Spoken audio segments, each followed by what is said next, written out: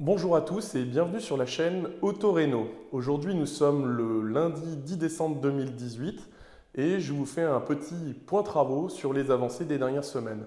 Ça fait 3 semaines que je n'ai pas fait de vidéo et durant ces 3 semaines j'ai pas mal bossé sur mon parquet et sur la préparation du traitement du parquet. Donc je vais vous montrer comment j'ai cassé le pied de cloison, l'ancienne cheminée et comment j'ai poncé. Donc j'ai loué une machine pour ça, poncé et préparé pour passer l'huile sur le parquet de mon salon.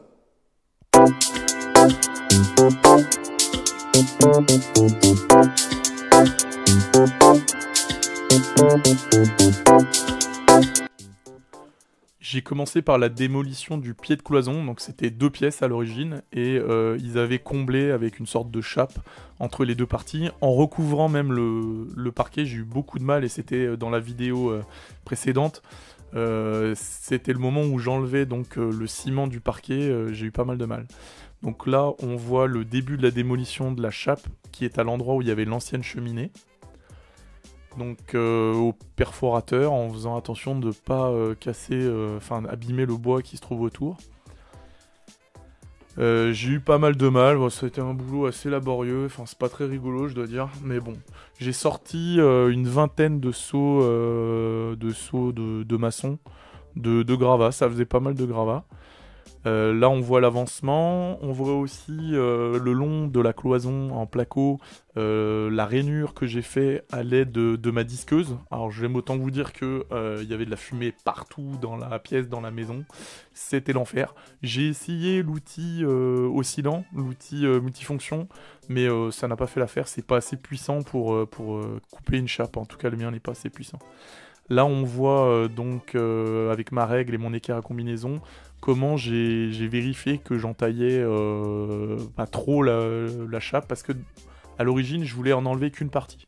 Au final, sur les photos, on voit bien que toute la chape est partie et qu'on est vraiment sur la dalle parce qu'il restait quelques centimètres et elle venait toute seule. J'ai préféré tout enlever.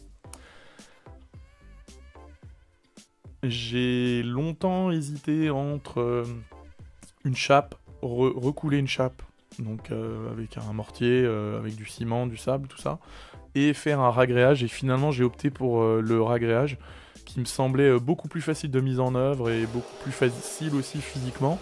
Donc on m'a vu boucher un peu sous le parquet pour pas que le ragréage file sous les lambourdes, etc.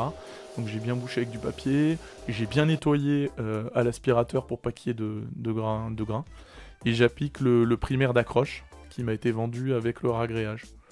Donc ça se fait très bien en rouleau. Bon, faut pas chercher à rattraper votre rouleau, il vaut mieux le mettre à la poubelle après. J'ai fait les parties un peu plus difficiles le long de la cloison au pinceau.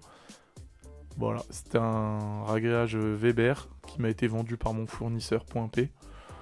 C'est super facile de mise en œuvre. Moi, j'avais jamais fait.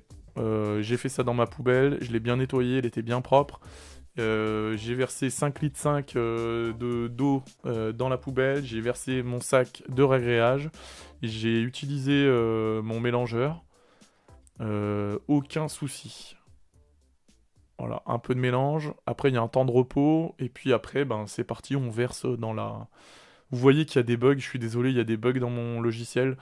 Je pense que je vais changer de logiciel parce qu'il y a pas mal d'arrêts sur image qui se font pas. Je suis désolé, j'ai passé quasiment une journée sur le montage, mais je suis pas arrivé à faire mieux que ça. Voilà. Donc après, on verse donc le ragréage. Moi, je l'ai fait en 2 couches parce que j'avais 50 mm à, pas tout à fait, mais presque 50 mm à refaire. Donc j'ai fait deux passes en 25 mm à chaque fois. Voilà, c'est auto-nivelant, ça se met très bien en place. Moi, j'aide avec ma lisseuse pour être sûr que ça aille bien dans les coins. On verra que le résultat est assez incroyable au niveau du... On m'avait dit que ça allait pas forcément bien se niveler. En fait, c'est parfaitement nivelé. Ça fait vraiment une finition. Moi, je vais être obligé de caler mes lambourdes pour être bien à fleur de chaque côté. Donc, c'était pas j'avais pas besoin d'un niveau parfait. Mais le fait est qu'avec un ragréage pardon, comme ça, on arrive à quelque chose de vraiment propre. Donc là, c'est l'état de la pièce avant ponçage. Ponçage du parquet. Donc j'ai loué une machine pour poncer mon parquet. Il y avait plusieurs loueurs, ils louaient tous à peu près la même machine, à peu près au même tarif. Là, on me voit un peu galérer sur le premier montage de la première bande de la journée. Bon, une fois qu'on l'a fait 10 fois, on maîtrise bien le sujet. Mes débuts, donc un peu d'appréhension au début, je dois dire, hein. On dit toujours, ouais, faites attention à la machine à parquer parce que ça bouffe le bois et tout. Voilà, donc c'est vrai que c'est délicat, il faut faire attention, mais bon, ça se prend très très bien en main, il n'y a pas de problème.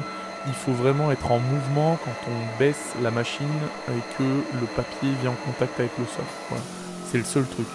Et si on le fait pas bien, on peut avoir une petite trace, mais c'est facilement corrigeable. Enfin, on peut, voilà, c'est pas, y a rien de grave. Voilà. Petite remarque pour ceux qui voudraient poncer leur parquet eux-mêmes, c'est tout à fait possible, c'est accessible à n'importe qui. Les machines sont pas si lourdes que ça se fait bien. Physiquement, c'est difficile.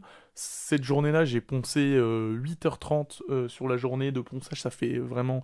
J'étais bien fatigué, quoi. J'avais bien dormi. Mais c'est tout à fait faisable. Juste un conseil. Moi, les loueurs, ils m'ont dit qu'avec du 80, du grain 80 et du grain 120, j'aurais ce qu'il faut pour poncer correctement mon parquet. C'était pas le cas. J'ai galéré. Là, on me voit sur la première partie. Je passe et repasse de nouveau sur les parties. J'ai passé des heures à décaper pas grand chose, quoi. Donc, mon conseil, moi finalement, j'y suis retourné l'après-midi en désespoir de cause. Je me suis arrêté et j'ai été chercher du grain 24, 40 et 60. Donc, le conseil que je pourrais vous donner, c'est partez avec beaucoup de papier. Demandez au moins 10 à 15 bandes de papier par grain. Il vaut mieux en avoir trop.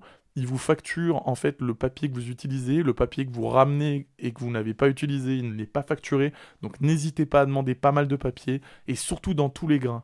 Je vous dirais de commencer avec un grain 80 et de voir ce que ça dit. Si vous n'avez pas un parquet quasiment à blanc au premier passage, c'est qu'il vous faut un grain plus grossier. Donc là, descendez 60, 40, 24.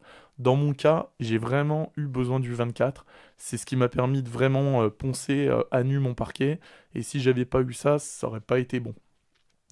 Et du coup, à partir du moment où j'ai fait 24, 40, 60, 80, 120, j'ai usé beaucoup moins de papier. Ça me serait revenu beaucoup moins cher si j'avais pas commencé avec du grain 80. Voilà le résultat. Donc bien sûr, tous les bords sont à faire. Ce sera l'occasion d'une nouvelle vidéo, donc avec une bordureuse, et je vous montrerai comment j'ai procédé au ponçage des bords. Le résultat est vraiment pas mal. Ça fait un très bel aspect de chaîne claire.